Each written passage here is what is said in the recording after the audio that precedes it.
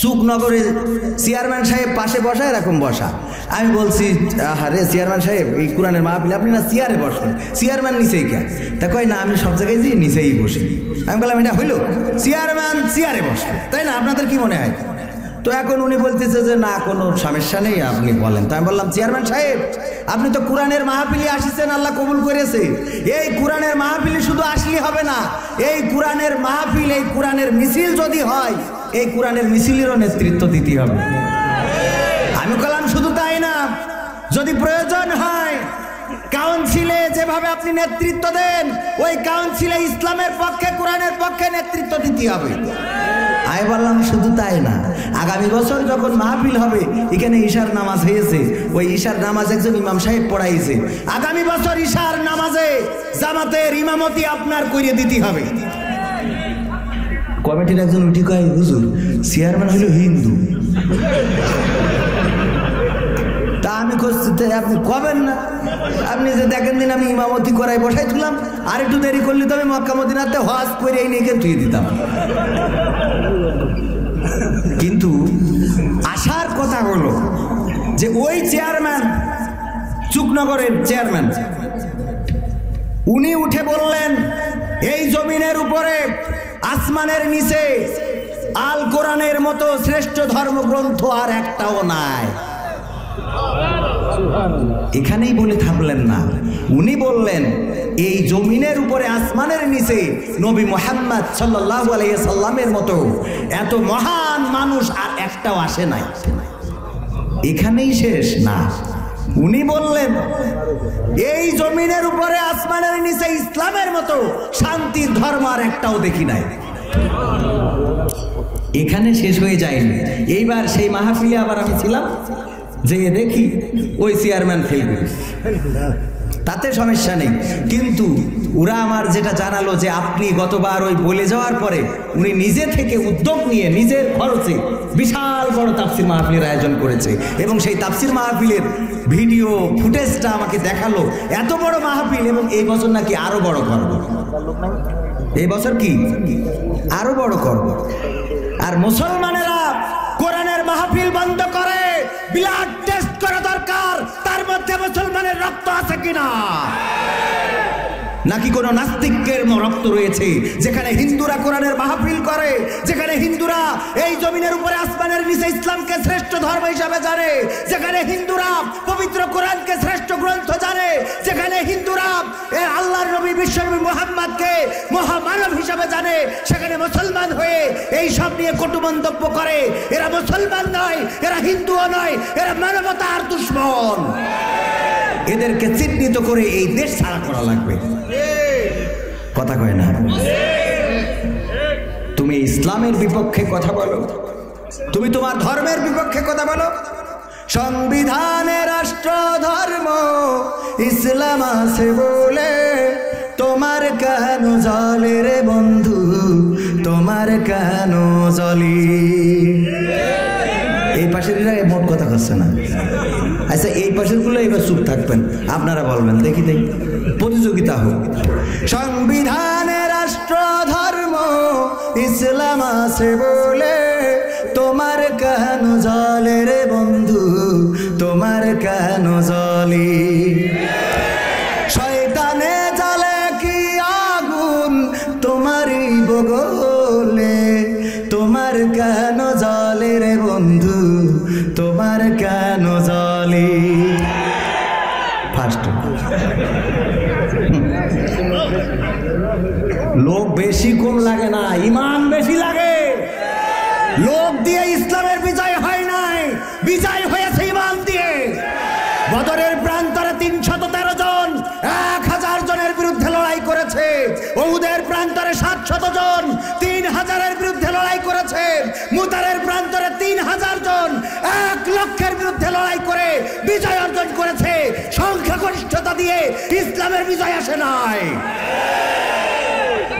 মুসলমান হওয়ার জন্যে ইমান থাকা লাগবে। ওই কুচকুচে কুতকুতিনি মার্কা মুসলমান মাঝে মাঝে স্টেজে উঠলি কয় হুজুর রাজনীতির কথা, রাজনীতির কথা কব কেন?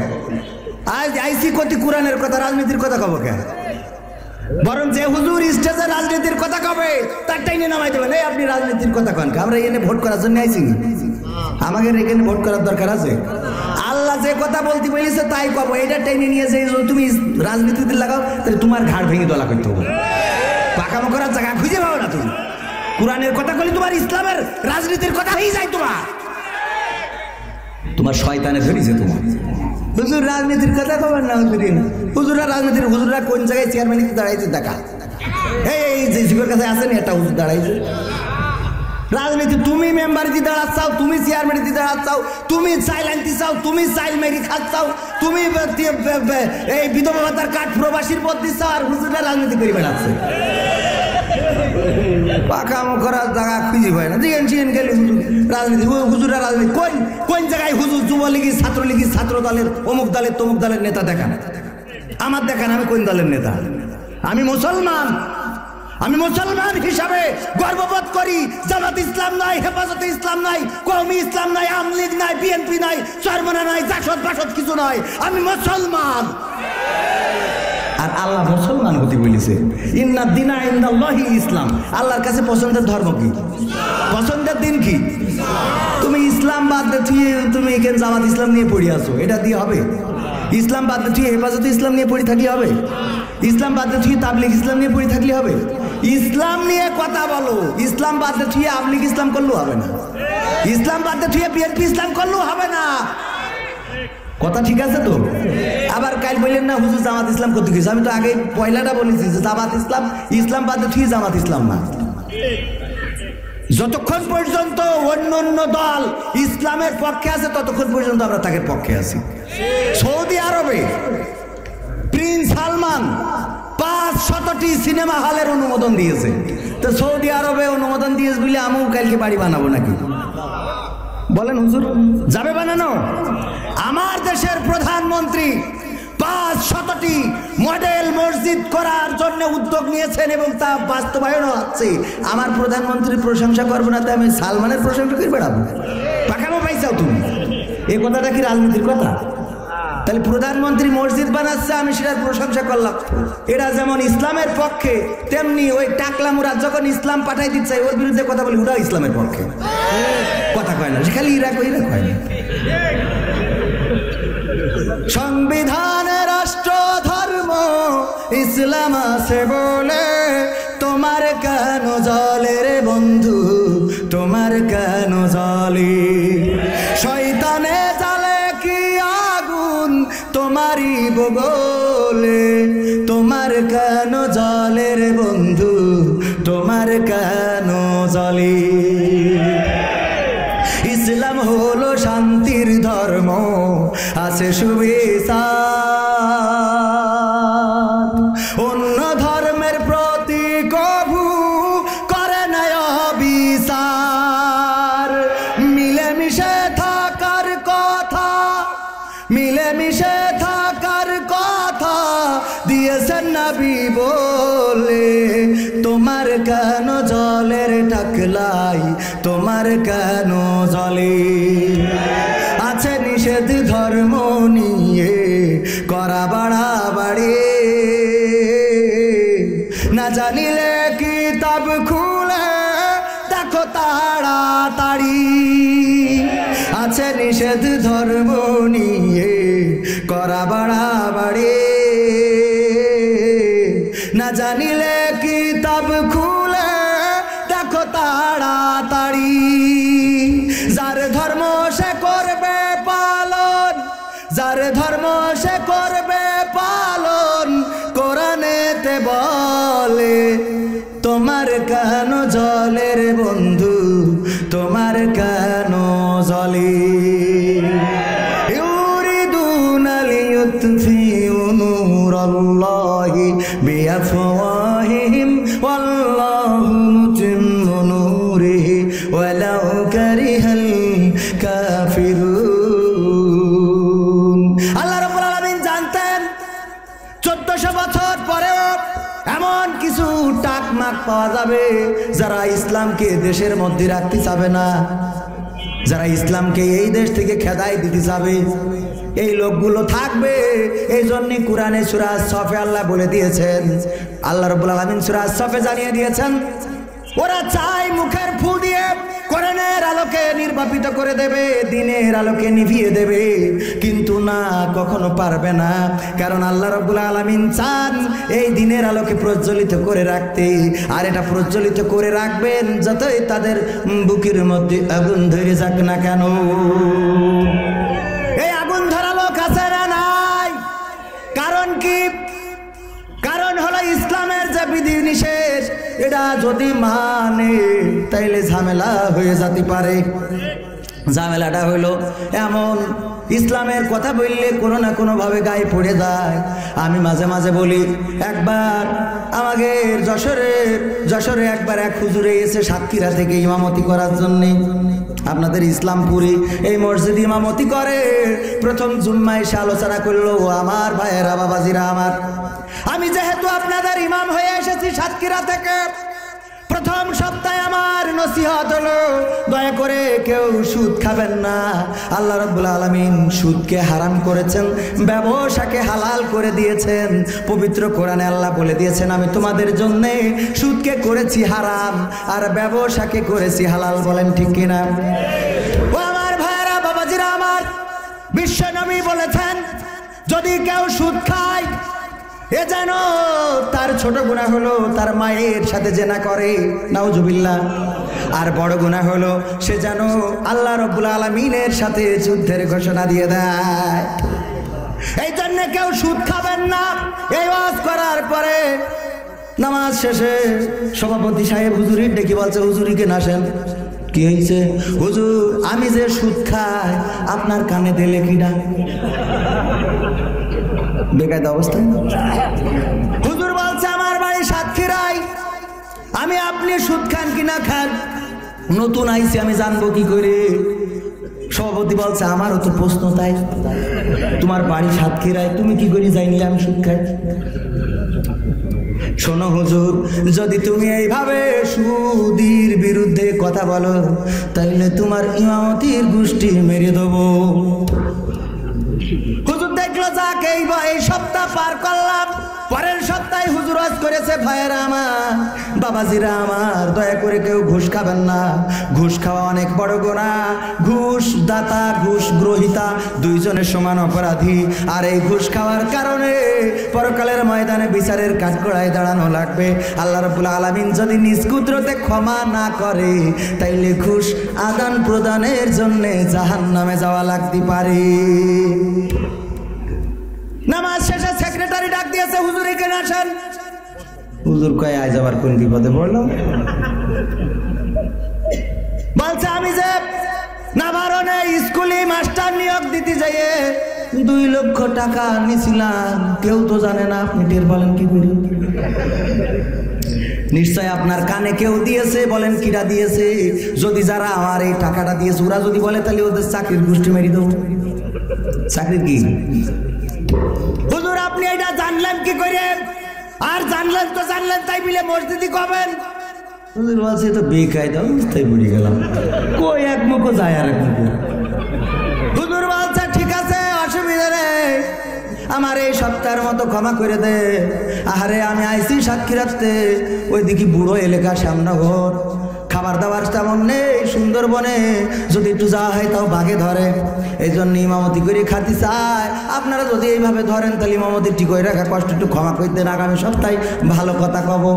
পরের জুম্মায় হুজুর ওয়াজ করছে, ও আমার ভাইয়েরা আমার বাবাজিরা আমার, তোমাদের কাছে অনুনয় করে বলি, বিনয় করে বলি, কেউ পরকিয়া করবা না। পরকিয়া করা অনেক বড় খারাপ কাজ। আর এই পরকিয়া এত বাড়ছে যে ছেলেগুলো বিদেশে আছে ওদের বউয়ের সাথে পরকিয়া করে, খুঁজে খুঁজে ওদের বাড়ি যায়। ভুল করি, ভাবি, হ্যাঁ কে? হ্যাঁ ভাবি, ওই একটু পানি ঠিসে লেগে, বলো শীতকালের পানি ঠিসে লেগেছে, শীতকালে পানি ঠিসে লাগে, একটু পানি খেতে আইলাম ভাবি, এই গিলাস হবে? এবার গিলাসে পানি এনে দিয়ে আবার ভাবি কয় কয় আপনার ভাই চলে যাওয়ার পরে আপনারা আমাকে একটা পার করে দিয়েছেন। ওরে বাবা, কয় ভাবি এইবার তো আসবো না, ভাবি এবার তো আসবো না, মন খারাপ করছেন। শোনেন, আপনার এই আমার এই নাম্বারটা রাখেন, আপনি খালি মিস কল দিয়েন। হ্যাঁ, আপনি খালি মিস কল দেন, আমি এসে আপনার বিপদের সময় এসে থাকবেন। আছে না নাই? হুজুর বলল, ভাইরা আমার, এই কাজগুলো করবেন না। প্রবাসীদের বউদের সাথে এত গল্প করার, পীড়িত করার কোনো দরকার নেই। আর আল্লাহ রাব্বুল আলামিন কোরআনে বলে দিয়েছে, ও আমার মা বোনেরা, যদি কোনো পুরুষ এসে বাড়ি সালাম কালাম দেয়, উত্তর দিয়ে তাদের সাথে গলা ছাড়া মেরে খুব শক্তভাবে কথা বলবা, ভাই বাড়ি আছে কি না? না, বাড়ি নেই। যেন কথা শুনে বুঝতে পারে ভাবি এখন মিটারে উঠে আছে, এনে কথা বলা যাবে না। কি এটা কার আদেশ? কিন্তু না, আমার দেশের মা বোনেরা ওই কথা বলে না। যেখানে সে গেটে টুকা দেয়, বলে ভাই বাড়ি আছে নাকি? কয় কে? তা আমি এই বল্টু। ও বল্টু ভাই, আসেন ভাই, আপনার ভাই বাড়ি নেই, আপনি এসে খুব ভালোই লাগলো। ওরে বাবা, ভাই বাড়ি নেই, আপনি এসে খুব ভালোই লাগলো। আছে না নাই? পাকাবো করার জায়গা খুঁজে পাও না তুমি। তোমার টাকা খরচ করে বিয়ে করে নিল একজন, আর একজনের তোমার জন্য ভালো লাগে। তুমি বিয়ে করতে কষ্ট হয়েছে না আপনাকে? ওরে বাবা, গেটের পরে গেট, পছন্দ হলি বিয়ে যে করবেন, নানান ঝামেলা। বিয়ে করতে গেলে পছন্দ হয়ে গেছে, আপনি কলেন উঠলো ভাই স্বল্প দরকার যায়, বিয়ে করবেন, দিন খান পড়ে গেছে, গাড়ি দিয়ে উঠবেন, মা ড্রাইভার দরজা খুলছে না। কি হয়েছে? ড্রাইভার টাকা দিতে হবে, দেও টাকা দিয়ে উঠেছে, উঠে বিয়ে বাড়ি পর্যন্ত গেছে, এখন নামবে, তাও সে ড্রাইভার দরজা খুললো না, তালা বাইতিস কি, তাও নামাতি হলো, টাকা দিতে হবে। তাহলে আবার ও কষ্ট করে হুজুর ইমামতি করা টাকা আবার কিছু দিলে, দেওয়ার পরে ওমা ওইতে ওই গেটে ঢোকবে, ও তো খ্যাম বই যাচ্ছে, যত তাড়াতাড়ি যে নিয়ে কাটে, গেটে আবার লাল ফিতে তৈরি শালারা বসে দিয়েছে, ওখানে আবার দেও টাকা, তাও পছন্দ না হলে ফিতে কাটতে দেবে না, ওই আবার টাকা, আবার দুধ উল্টে দিয়েছে, ওই সোজা করতে হবে, এনে টাকা, এই করতে যে যাক অনেক, এই সব পার করে বিয়ে পড়ছে যে অমুক গ্রামের বাসিন্দা, ইসলামপুরের বাসিন্দা, বিশিষ্ট অমুকের সাথে, মোস্তফার সাথে মুক্তার বিয়ে আসছে, তুমি কি এই বিয়েতে কবুল আছো? এ পড়ছে, একবার পড়াই গিয়ে দ্বিতীয়বারে যে এই বেড়ে কি হইলো, ওর আবার টাকা দিতে হবে, ও না দিলেও বাকিটুকু পড়বে না। এর আবার টাকা দিলে, দেওয়ার পরে এবার যাই এক ঘরে বসাবে, ও দরজা ধরি বন্ধ করে দিয়েছে, কষ্ট করে মনে করলে বোধহয় সব পার করে ফেলেছি, ওখানে যাই আবার ওই দরজায় দিতে হবে টাকা। এই কি শেষ হয়ে গেল? উকেনতে আবার সেই ঘাড়ে করে বরের নিয়ে আসে, তুলে ভাই রাখবো, হাঁটতেই দেবে না, ঘাড়ে করে ভাত খেয়ে এবার হাত ধোয়াবে, হাত নিজে তুলিত হয়ে যায়, হাত ধোয়ে টাকা। এইভাবে টাকা খরচ করে আমার মা বোনেরা তোমাকে বিয়ে করে নিয়ে আসে, আর তুমি আর একজনের বলো যে ভাই এতদিন পরে আসলেন, ভুলেই গেছে, কথা কয় না। এইটা কি উচিত? কিন্তু আমার মা বোনেরা যদি একটা গাই গরু বাপের বাড়িতে নিয়ে আসে, ওই গাই গরু ওই মা বোন কবরে যাওয়ার আগ পর্যন্ত আর মরবে না।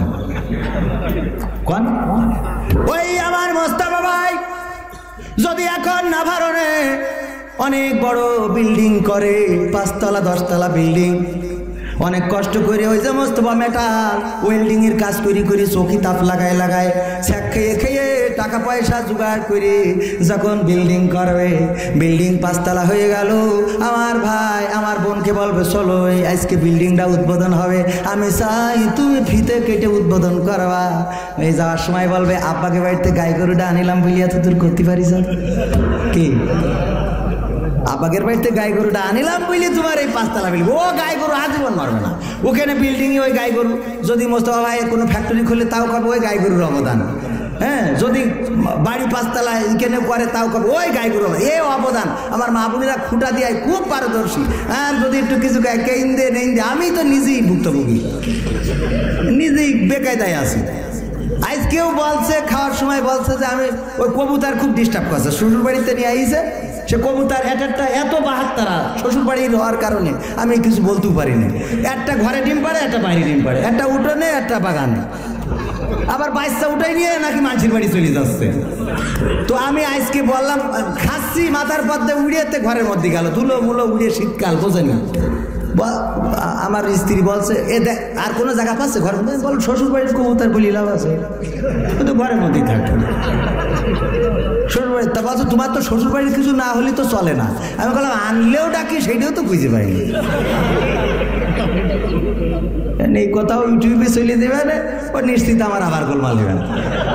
সব কথা তুমি কই বেড়া, আমি যা থাকবো না এই বাড়ি, আবার ওই বুঝাই সুঝাই রাখতে হবে। আমার সোনার ময়না পাখি কোন বা দোষ বাপের বাড়ি রে, একলা কেমনে থাকি রে আমার কলজের ময়না পাখি। এই গান শোনার পরে থাকবে? গান শোনাইতে আইতেন নি? গান শোনাবেন মাঝে মাঝে। আপনাকে যে গলা আবার খারাপ গলা হলে রিস্ক নিয়েন না। দেখা গেল ওই গান শোনার পরে ও জীবনে গান শোনার চাহিদাই হারাই ফেলাইছে। ও আমার ভাইরা, যে কথা বলছিলাম, এবার ইমাম সাহেব বলতেছে দেখেন প্রবাসীদের বাড়ি ঘন ঘন হাঁটনা দেবেন না, যে বাড়িতে স্বামী নেই ওই বাড়িতে ঘন ঘন যাওয়া আসা করবেন না। মসজিদের ক্যাশিয়ার উনি একটু ইয়াং মানুষ, নামাজ শেষে হুজুরি বলছে হুজুরি কেন আসেন। আমার একটা বন্ধু দোস্ত মানুষ মালয়েশিয়ায় থাকে, ওর বোর আমি মাঝে মাঝে বাজার করে দিই, আর একটু অসুস্থ হলে আমার পালসার গাড়ির পিছনে নিয়ে নাভারণে ডাক্তারের কাছে নিয়ে যায়, যদি ওখানে না সারে তাইলে যশোরে আদিন হাসপাতালে নিয়ে যায়। এই কথা আপনার সাথে কিটা কইল কে? হুজুর বেকায়দা অবস্থা, বলল হুজুর আমি ক্যাশিয়ার, বেতন কিন্তু আমার কাছ থেকে যায়, আপনার বেতনের গোষ্ঠী মারা ছাড়া। হুজুর চিন্তা করলো আরে এত বেকায়দা অবস্থা, পরের সপ্তাহে চিন্তা করলো আর বেশি কথা বলবো না। পরের সপ্তাহে বলতেছে ও আমার ভাইয়েরা বাবাজিরা, এই বাংলাদেশে চোর যদি না থাকতো তাইলে মানুষ টাকা পয়সার যত্ন নিত না, যেখানে সেখানে টাকা ফেলায় রাখতো, মোবাইল ফেলায় রাখতো, যেখানে সেখানে অর্থ সম্পদগুলো ফেলায় রাখতো। আমার মা বোনেরা থাল বাটি মাছ দিয়ে এই কানেরটা খুলে থুইতো ওর মধ্যে। কি যদি চোর না থাকতো তাইলে ব্যাংকগুলো হতো না অগ্রণী ব্যাংক, সোনালী ব্যাংক, রূপালী ব্যাংক, দিবালী ব্যাংক, পুপালী ব্যাংক, ইসলামী ব্যাংক, আল আরাফা ফার্স্ট সিকিউরিটি, কত রকম ব্যাংক হয়েছে। এই ব্যাংকগুলো যদি চোর না থাকতো রে তাইলে এই ব্যাংকগুলো গড়ে উঠতো না। আর এই ব্যাংকগুলো যদি না থাকতো ওখানে যে হাজার হাজার ব্যাংকার চাকরি করে এই চাকরিও করতে পারতো না। যদি চোর না থাকতো তাইলে মোটরসাইকেল পালসার গাড়ি বা আপনার যে স্প্লেন্ডার মেলেন্ডার যা গাড়ি আছে ওই গাড়িগুলো জানে সানে ফেলাই রাখতো, কেউ যত্ন করে ঘরে তুলতো না, কেউ ঘরের দরজায় তালা লাগাইতো না, আলনা আলমারি ড্রেসিং টেবিল এইগুলো বানাইতো না, আপনার এই টাকা পয়সার যত্ন নিত না, গয়নাগাটি সোনা দানা যা কিছু আছে এগুলোর যত্ন নিত না। এই জন্যই আল্লাহ যে চোর, এই আমাদের বাংলাদেশে যে চোর আছে এটা আল্লাহর অনেক বড় নিয়ামত, বলেন সুবহানাল্লাহ। হুজুর ওয়াজ করতেছে এই চোর কত বড় নিয়ামত, চিন্তা করে দেখেন। চোর যদি না থাকতো তাইলে সুরাদানা গয়নাগাটিগুলোর যত্ন হইতো না, কদর হইতো না। চোর থাকার কারণে মানুষ ঘরের দরজায় ছিটকিনি লাগায়, তালা লাগায়, মানুষ গেট বানায়। যদি চোর না থাকতো তাহলে পাঁচিলির গেট লাগাইতো, গেট লাগাইতো বলেন, পাঁচিলির গেট লাগায়, তালা লাগায়, এই তালা ফ্যাক্টরিগুলো বন্ধ হয়ে যেত, তাহলে কত লোকের রিজিক মার যেত। এই জন্যে আল্লাহ যেভাবে বাংলাদেশে চোর দিয়েছে আরো চোর বাড়িয়ে দিক, বলেন আমিন। শুধু তাই না, হুজুর এবার আরো বলতেছে ও আমার ভাইয়েরা বাবাজিরা আমার, এই জন্যই চোর আমার বাংলাদেশে আমি দেখছি যে চোরের অনেক উন্নতি হয়েছে।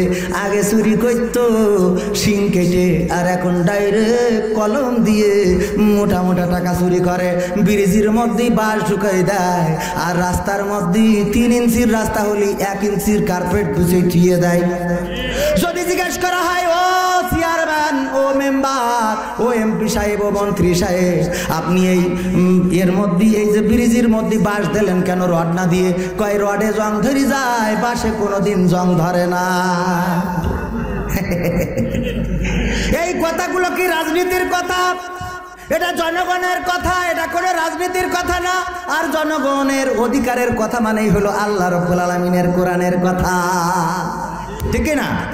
এখন এই দোয়া করার পরে হুজুর আরো বলতেছে আমার ভাইয়েরা বাংলাদেশে যেভাবে চোরের উৎপাত বেড়ে গেছে, আমার মন বলে সেই দিন বেশি দূরে নয় যেই দিন এই গোটা দেশটা চোরময় একটা বাংলাদেশ হয়ে যাবে। বলেন সুবহানাল্লাহ। নামাজ শেষে সভাপতি, সেক্রেটারি, ক্যাশিয়ার, কমিটির লোক হুজুরির ডেকে বলছে, হুজুর এইদিকে আসেন, আপনার বেতন কত? কয় 5,000 টাকা। কয় আজকে থেকে 10,000 টাকা করে দিলাম। কত সুন্দর ওয়াজ আপনি করলেন। চোর যে একটা নিয়ামত, এইটা কোনো হুজুরির মুখে শুনি নেই। চোরের জন্য দোয়া করে না, চোরের পক্ষে কথা বলে না, কিন্তু কুরআন হাদিসে যে এত সুন্দর ওয়াজ আছে, আপনি আজকে আমাকে চোখ খুলে দিয়েছেন। আপনার ইমামতি পার্মানেন্ট কিয়ামত কিন্তু। কি চোরের পক্ষে কথা বললে ইমামতি যাবে না, ছিনতাইকারীর পক্ষে কথা বললে ইমামতি যাবে না, ধর্ষণকারীর পক্ষে কথা বললে ইমামতি যাবে না, জেনাখোরের পক্ষে কথা বললে ইমামতি যাবে না, ঘুষখোরের পক্ষে কথা বললে ইমামতি যাবে না। যখন এইগুলো বন্ধ করার কথা বলবেন, তখন একদল আছে ওখান থেকে গুজ আমেরিকায়, হুজুর আপনি দেখছি রাজনীতির মধ্যে চলে যাচ্ছেন। কথা কয় না। আমি চাই বাংলাদেশে কাঁদবে না আর কেউ তো দুঃখে, আমি চাই প্রতিটা মানুষ মিলে মিশে থাকবে সুখে। আমি চাই বাংলাদেশে কাঁদবে না আর কেউ তো দুঃখে, আমি চাই প্রতিটা মানুষ মিলে মিশে থাকবে সুখে। আমি চাই ভিক্ষুক হয়ে ঘুরবে না কেউ কারো দ্বারে, আমি চাই কাটবে না রাত কখনো কারো অনাহারে। আমি চাই ভিক্ষুক হয়ে ঘুরবে না কেউ কারো দ্বারে, আমি চাই কাটবে না রাত কখনো কারো অনাহারে। আমি চাই মাজলুমেরা ফেলবে না আর চোখের পানি, আমি চাই কোর্টের দ্বারে কাঁদবে না বিচারের বাণী। আমি চাই বাংলাদেশে কাঁদবে না আর কেউ তো দুঃখে, আমি চাই প্রতিটা মানুষ মিলে মিশে থাকবে সুখে। আমি চাই ধর্ষিতা বোন কাঁদবে না আর অন্ধকারে, আমি চাই সন্ত্রাসীরা ভালো হবে তওবা করে। আমি চাই ধর্ষিতা বোন কাঁদবে না আর অন্ধকারে, আমি চাই সন্ত্রাসীরা ভালো হবে তওবা করে। আমি চাই অধিকার নিয়ে খেলবে না কেউ ছিনিমিনি, আমি চাই বুঝবে সবাই থাকবে না কেউ চিরদিনই। আমি চাই বাংলাদেশে কাঁদবে না আর কেউ তো দুঃখে, আমি চাই প্রতিটা মানুষ মিলে মিশে থাকবে সুখে। আমি চাই সাংবাদিকে সত্য কথা লিখুক সবে, আমি চাই চ্যানেলগুলো সত্য প্রচার করুক ভাবে। আমি চাই সাংবাদিকে সত্য কথা লিখুক সবে, আমি চাই চ্যানেলগুলো সত্য প্রচার করুক ভাবে। আমি চাই দাদার দেশের চ্যানেলগুলো বন্ধ হবে, আমি চাই ইসলামী টিভি চ্যানেল খোলা হবে। আমি চাই ভিনদেশি ওই চ্যানেলগুলো বন্ধ হবে, আমি চাই ইসলামী টিভি চ্যানেল খোলা হবে। আমি চাই বাংলাদেশে কাঁদবে না আর কেউ তো দুঃখে, আমি চাই প্রতিটা মানুষ মিলে মিশে থাকবে সুখে। আমি চাই বন্ধ হবে সুদার ঘুষের লেনা দেনা, আমি চাই যোগ্য যুবক দেশ দশের বোঝা হবে না। আমি চাই বন্ধ হবে সুদার ঘুষের লেনা দেনা, আমি চাই যোগ্য যুবক দেশ দশের বোঝা হবে না। আমি চাই খুন খারাপি হবে না কবু আমার দেশে, আমি চাই গড়বে এ দেশ ভাইয়ে ভাইয়ে ভালোবেসে। আমি চাই বাংলাদেশে কাঁদবে না আর কেউ তো দুঃখে, আমি চাই প্রতিটা মানুষ মিলে মিশে থাকবে সুখে। আমি চাই আলেম যারা থাকবে দেশে মুক্ত তারা, আমি চাই মুফাসসিরের কণ্ঠে কোরআন শুনবে ধরা। আমি চাই আলেম যারা থাকবে দেশে মুক্ত তারা, আমি চাই মুফাসসিরের কণ্ঠে কোরআন শুনবে ধরা। আমি চাই কারাগার থেকে ফিরবে আমার ভাইয়েরা নিয়ে, আমি চাই কোরআনের পাখি মোদের মাঝে আসবে ফিরে। আমি চাই কারাগার থেকে ফিরবে আমার ভাইয়েরা নিয়ে, আমি চাই কোরআনের পাখি মোদের মাঝে আসবে ফিরে। আমি চাই বাংলাদেশে কাঁদবে না আর কেউ তো দুঃখে, আমি চাই প্রতিটা মানুষ মিলে মিশে থাকবে সুখে। আমি চাই সংসদ থেকে বলবে সবাই খোদার কথা, আমি চাই নেতারা সবাই মুছে দেবে দুঃখীর ব্যথা। আমি চাই সংসদ থেকে বলবে সবাই খোদার কথা, আমি চাই নেতারা সবাই মুছে দেবে দুঃখীর ব্যথা। আমি চাই আইন হবে আল কোরআনের বিধান দিয়ে, আমি চাই থাকবে মানুষ শান্তি ও সুখ সঙ্গে নিয়ে। আল কোরআনের বিধান কায়েম হইলে শান্তি আসবে না, আসবে না, আসবে না, আসবে না, কথা কয় না, শান্তি আসবে না, আসবে না। কেন আসবে? কবির বিন সামাদ জিনা করেছে, ধরা খেয়ে গেছে। শরিয়াতে যে 4 জন সাক্ষীর দরকার তাও পাওয়া গিয়েছে। বিয়ের পরে জিনা করলি মাজা পর্যন্ত গেড়ি দিয়ে তারপরে শান্তিং কুফান দিয়ে পাঠাই দিতে হবে। আর যদি বিয়ের আগে করে ফেলে রে, ওদের জন্য আল্লাহ একটুখানি ছাড় দিয়েছে যে 100টা বেত্রাঘাত, কিন্তু কায়দা করে কষতে হবে যাতে ও বাপের জন্মে আর এই আকাম না করে। এখন কবির বিন সামাদের পোস্টার করা হলো। ভাইয়েরা আমার, বাবাজিরা আমার, দয়া করে সবাই ওখানে উপস্থিত হবা। এই ইসলামপুরি ইসলাম কায়েম রয়েছে, এই জন্য যে না করার কারণে কবির বিন সামাদের শাস্তি হবে। সবাই এসে দেখবা। এখন সবাই আসবে, এমন সুন্দর করে ওখানে গর্ত করে মাজা পর্যন্ত গেড়ে ইট পাথর মারবে। আর প্রজেক্টরে আমার মা বোনেরা দেখবে, ইয়াং যুবকেরা দেখবে। আমার যে যুবক ভাইয়েরা এখানে দাঁড়ানো, আশেপাশে অনেকেই আছে যুবকেরা দাঁড়ানো, এই যুবকেরা যখন দেখবে তখন 14ই ফেব্রুয়ারি গদখালি তো দূরের কথা, বেনাপোল মুখো যাওয়ারও চেষ্টা করবে না। গার্লস স্কুলের সামনে দিয়ে হাঁটবে না, কারণ না জানি কোন মেয়ে ভালো লেগে যেতে পারে। আর ভালো লেগে গেলে যদি কোনোভাবে স্লিপ করে ফেলে রে, তাইলে শান্তি আছে না নাই? তাইলে কি পুরবাসীদের বোর বিধবা ভাতার কাঠ দেওয়ার কথা মনে থাকবে না?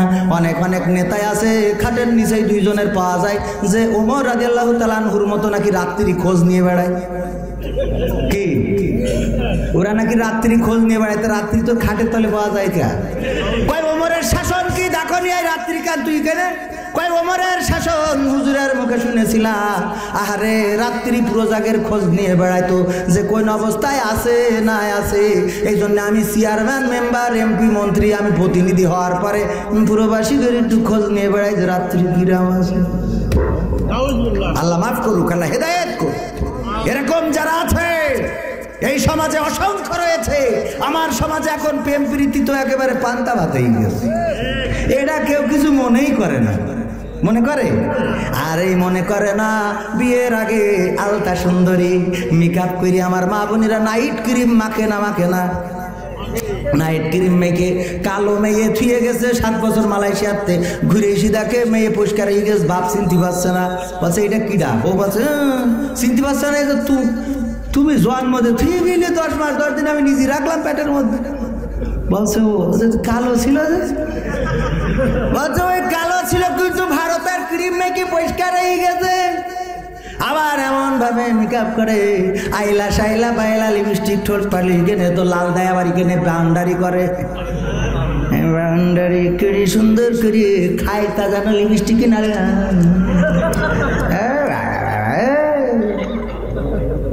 এইগুলো করে, এই করার পরে ওর সাথে ঝোঁকে ঝোঁকে প্রেম করে ফেলাইছে।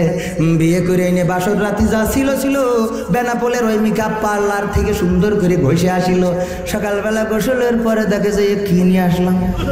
তারপরের দিনতে ঝামেলা তো ঝামেলা, এমন ঝামেলা আমার আব্বা বলতো যে ছেলে বিয়ে করাই নিয়েছে আমার আব্বার খালা, তার মানে আমার নানি, ঘৃণা নানি এসে বলছে ও সামা তুই নাকি হুজুর হয়েছিস? বলছে হ্যাঁ। বলছে তোর কাছে আসলাম কের জন্য? বলছে ছেলে বিয়ে যে আনলাম, বউটা পছন্দ হচ্ছে না। তো বলছে পছন্দ হচ্ছে না, মানাইছে নাই, নেই আর কি করবি, বিয়ে যখন হয়ে গেছে। বলছে না মানাইনু আর কায়দা নেই, আমারও পছন্দ না, ছেলেরও পছন্দ না।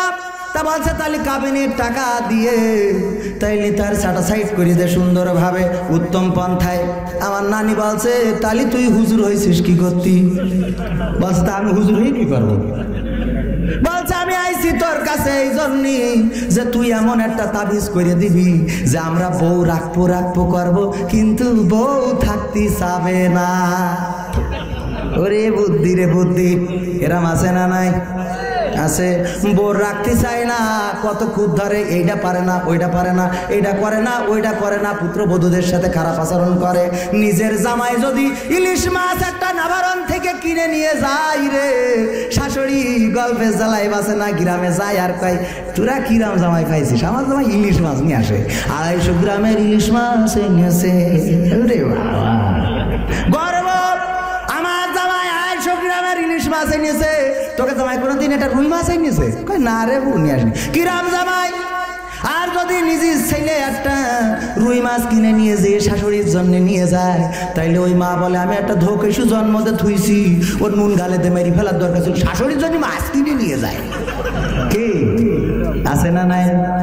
শাশুড়ির জন্য মাছ কিনে নিয়ে যায়। নিজের বউ যদি নিজের মেয়ের যদি জামাই সুন্দর রাখে, জামাই যদি নিজের মেয়ের খুব ভালো রাখে, তাইলে গর্ব করে বলে জামাইয়ের কথা শোনে না, মেয়ের কথা শোনে জামাই। যা বলে তাই করে। যদি কই এখন পায়খানা ফিরতে যাবি না তো যায় না, যদি কয় এখন তুই না ভারণ যেই বাজার কিনে যায়, যদি কয় কান ধরে ওটে বসে। ওরে বাবা শাশুড়ির কি ওই, আরে আমার জামাই একটা পাইছি এর কথার বাইরে যায় না, যা বলে তাই। যদি বলে বসে থাকবা বসে থাকবে, যদি বলে উঠি দাঁড়াবে উঠি দাঁড়াবে। আর যদি নিজের ছেলে ওই বিটার বর কথা শোনে, পুত্রবধূর কথা শোনে ওই রাম করে, তাহলে কয় আমি একটা ছেলে পয়দা করেছি না কুত্তা জন্মতে থুইছি। কি কয় না কয় না? আবার আমার পুত্রবধূরাও আছে জন্মের সমস্যা, নিজেরা চাই ওদের মা জানো ওদের ভাবিরা ভালো চকি ডাকে, ওদের ভাই জানো ওর মার খাতি দেয়, আর ওর ভাইয়ের বউ জানো মার সেবা যত্ন করে। কিন্তু ও যে আরেক ভাইয়ের জন্য আরেক ভাই বউ, আরেক ভাইয়ের বউ, কিন্তু ওর শাশুড়ি যে যত্ন করতে হবে এরা নিজে ভুলে যায়। কথা কয় না? প্রত্যেকটা বউ চাই কি যে তার ভাই বউ যেন তার মা বাবার খেদমত করে। তাহলে তুই যে আরেকজনের ভাই বউ তুই খেদমত করবি না? তাহলে নিজেরা ভালো হলি সমাজটা ভালো হয়ে যাবে। আসুন আমরা সমাজটাকে ভালো করব, রাজি আছি না নাই? ও আমার ভাইরা, এবার আমি আর একটা গান শোনাবো। সেই গান শোনানোর পরে আর কিছু কথা বলে আমি প্রধান বক্তা নিয়ে আসবো। আপনারা শেষ পর্যন্ত থাকবেন না? কিরা কিরা হাত উঁচু করেন? সবাই থাকবে, দেখো দিন সবাই থাকবেন, শিওর থাকবেন তো না চলে যাবেন? আমার যুবক ভাইরা, কোরআনের মাহফিলে এসে যদি বসে যান, আমার বিশ্ব নবী যুবকদের এত ভালোবাসতেন। যখন যুবকেরা দাঁড়িয়ে থাকতো আমার নবী গায়ের চাদর খুলে ছেড়ে দিতেন যে না ওই চাদর নিয়ে বসে যাও, যদি পাটি না থাকে। এখান তো পাটি আছে, এই জন্য চাদর ডাক দিলাম না, তোমরা বসে যাও।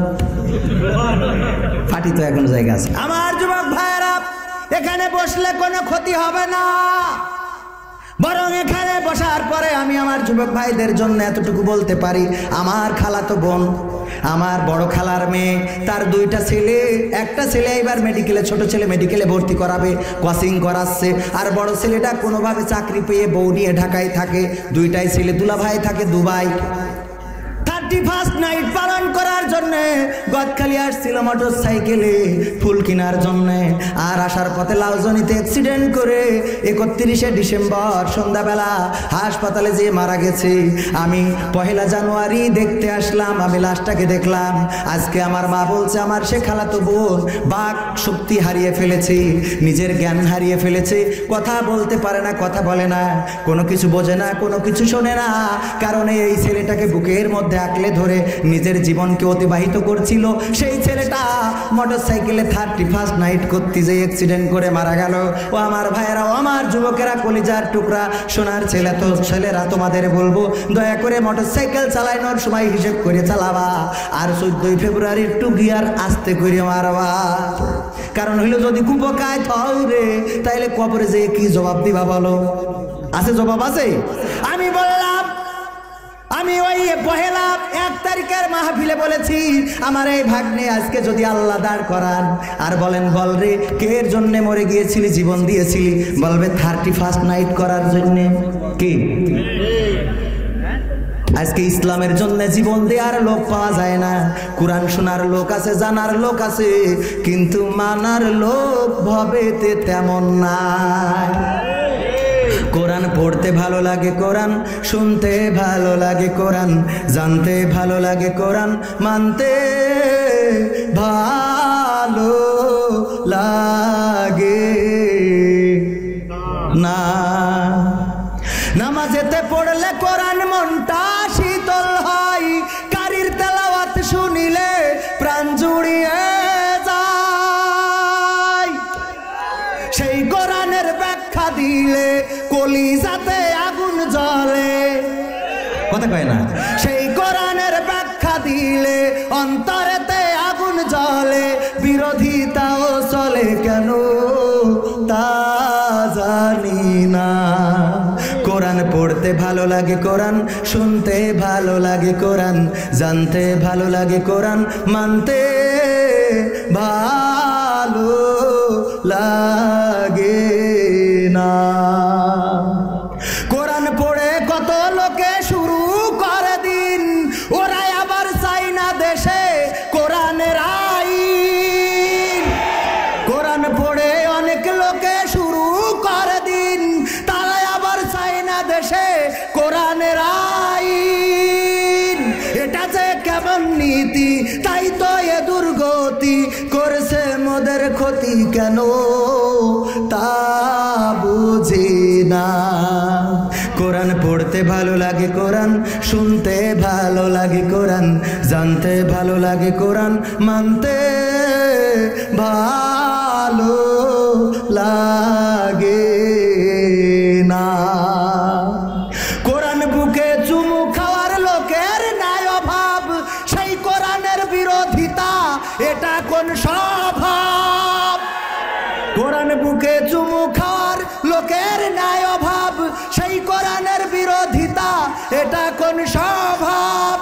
মানবা সুবিধা মতো তাই এই বুকে ক্ষত, মানবা সুবিধা মতো তাই এই বুকে ক্ষত, দেখলে এমন কিছু সইতে পারি না। সারা জীবন দাড়ি দেখলি রাগ হয়, টুপি দেখলি রাগ হয়, লম্বা পাঞ্জাবি দেখলি রাগ হয়, আর বাপ মরি গেলি হুজুর আসেন, আমার আব্বা শুক্রবারে মরিছে হুজুর জান্নাত পেবেন না হুজুর? শুক্রবারে মরি বলে জান্নাতে যেতে চান আপনারা? কোরআনের পক্ষে থাকতে রাজি আছেন? এটা তিতুমিরের বাংলাদেশ, এটা খান জাহানের বাংলাদেশ, এটা শরিয়াতুল্লাহর বাংলাদেশ, এটা শাহ মাকদুমের বাংলাদেশ, এটা শাহজালালের বাংলাদেশ, এটা বঙ্গবন্ধুর বাংলাদেশ। এই দেশে ইসলাম থাকবে না তো, কোরআন থাকবে না তো তোমার বাপের মাথা থাকবে। পাখামো করার জায়গা খুঁজিব। ইসলামপুরি ইসলাম না থাকতে পারে, এই ইসলাম গোটা বাংলাদেশে এখনো আছে। ইসলামপুরের মানুষ ইসলাম না মানতে পারে, গোটা বাংলাদেশে যতটা জেলায় গিয়েছি আমি দেখেছি কোরআনের পক্ষে যে গণজোয়ার সৃষ্টি হয়েছে।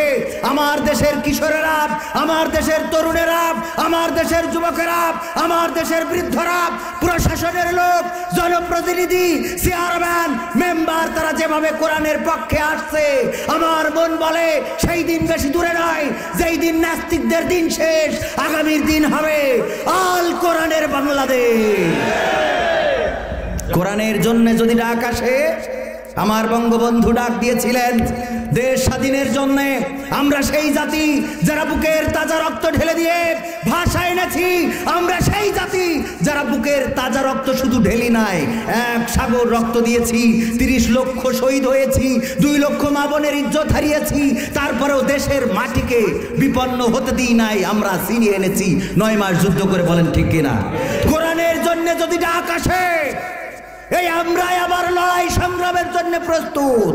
যদি মিছিলের ডাক আসে, রাজপথে নেমে বুকের তাজা রক্ত ঢেলে যদি দিতে হয়, সেই রক্তের সাগরে সাঁতার কেটে কেটে হলেও একটি রক্তাক্ত বিপ্লবী কালেমার পতাকা বাংলার জমিনে উড্ডীন করবই করব। কারা কারা রাজি? 2টি হাত দেখাতে হবে।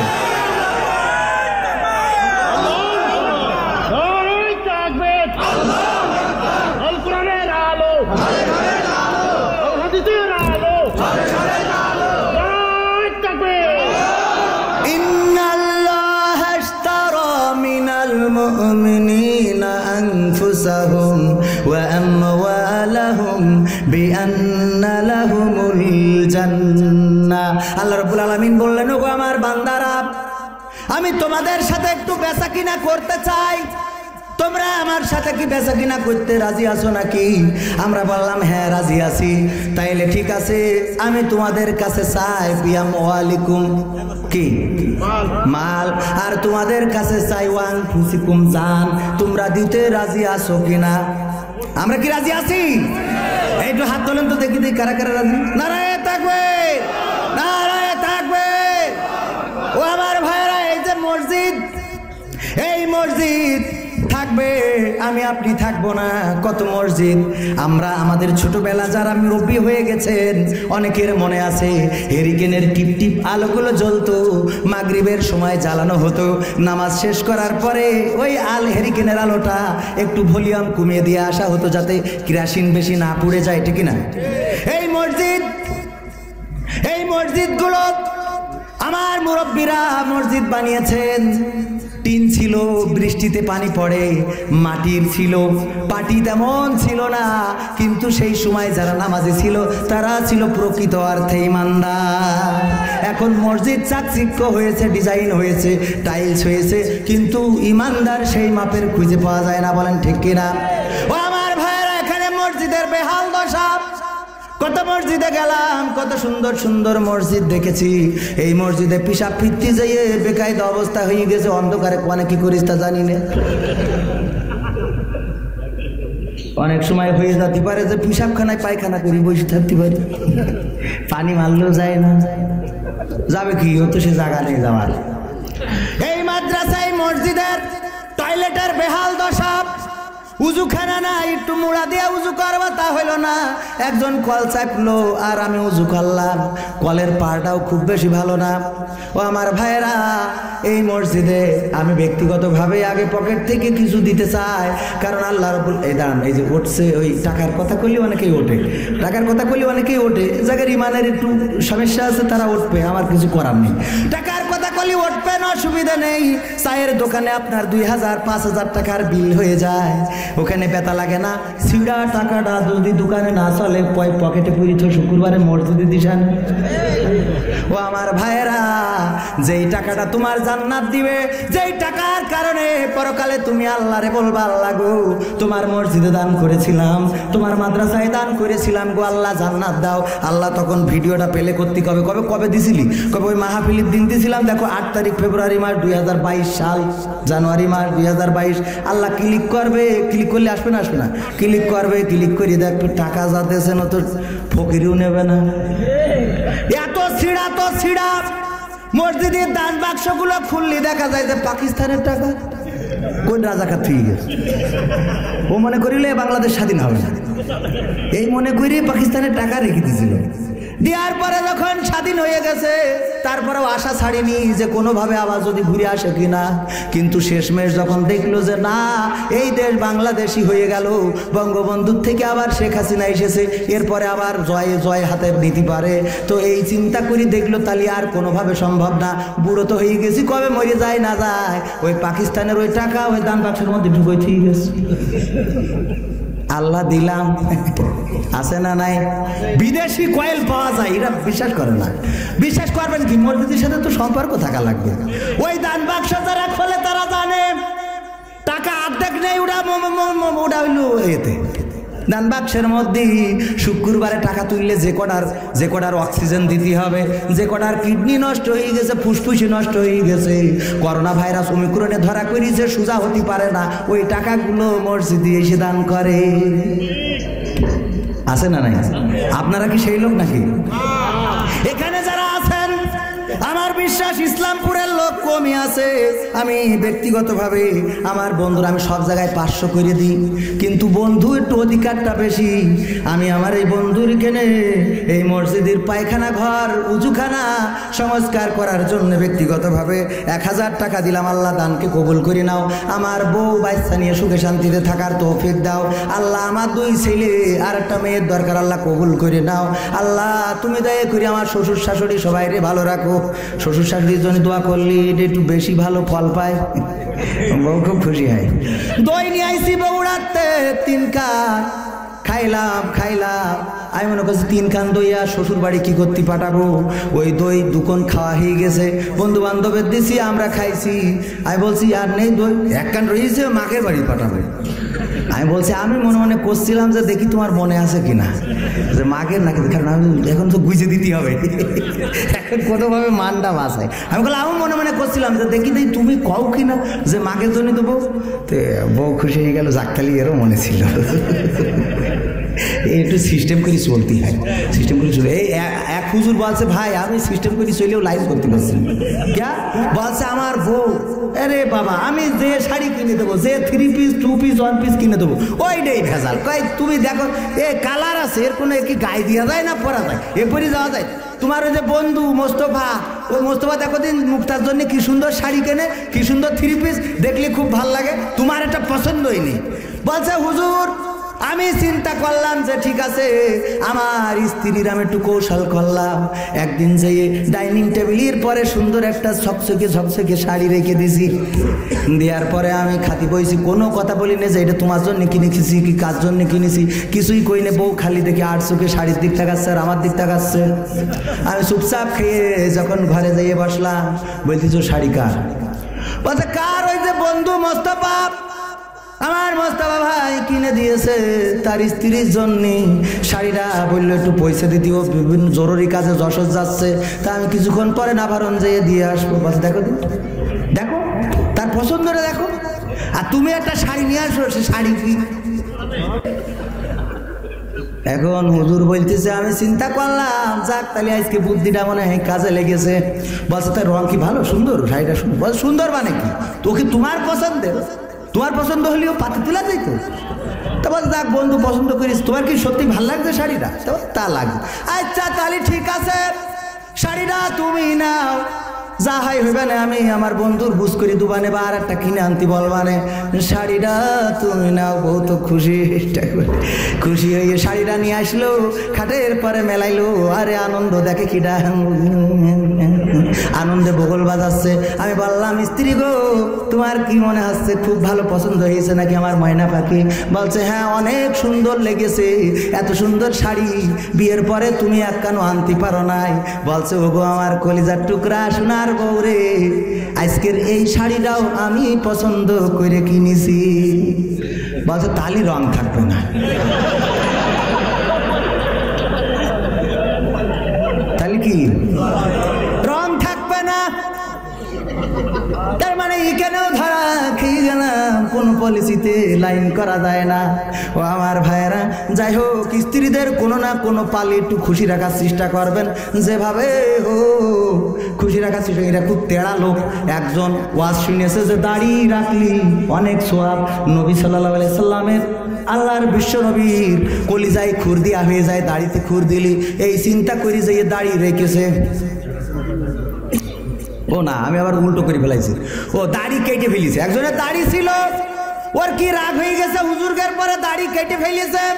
ফেলার পরে দাড়ি যখন কেটে ফেলেছি, স্ত্রী বলছে দাড়ি কাটলে কেন? বলছে দাড়ি কাটিছি, আমার দাড়ি আমার ইচ্ছা, আমি কাটবো কি না কাটবো আমার ব্যাপার, তুমি এখানে কথা বলার কিনা? অমনি হঠাৎ করে ও যে ব্যবসা করতে গিয়ে বাজারে নাবারণ থেকে ঘুরে এসে দেখে স্ত্রী টাক করে বসে রয়েছে। পুরুষ মানুষ দাড়ি কাটলে তো তাও একরকম পদে থাকে, ওই স্ত্রীর যদি টাক করে তাহলে ওর কি পাতে নেওয়া যায়? পাতা ভাত খাওয়া যাবে? বলছে তুমি এ কাজ করলে কেন? বলছে আমার চুল আমি যা ইচ্ছা থাকবো, তুমি কথা বলার কিনা? বেকায়দা অবস্থা। এই জন্য স্ত্রীকে একটু ভালোভাবে বুঝাই শুধু, দাড়ি মাড়ি কাটতে গেলেও একটু বুঝাই শুধু কাটতে, তা নাহলে দেখা যাবে নেড়া করে বসে রয়েছে। ও আমার ভাইয়েরা, আর কথা বাড়াবো না, প্রধান বক্তা বসে রয়েছে, আমরা সুন্দর করে ওয়াজ শুনবো। আমি ব্যক্তিগতভাবে 1000 টাকা দিলাম। এখন 1000 টাকা দেওয়ার মতো কিরা আছেন নগদ, আর বাকি 5000 টাকা 10,000 টাকা আপনারা দিতে পারেন। এই ইসলামপুরের মসজিদটা সংস্কার হবে, আমি আপনি চলে যাব, কিন্তু মসজিদটা থেকে যাবে। বিশ্ব নবী বলেছেন কিয়ামতের সময় সব ধ্বংস হয়ে যাবে, কিন্তু মসজিদ ধ্বংস হবে না।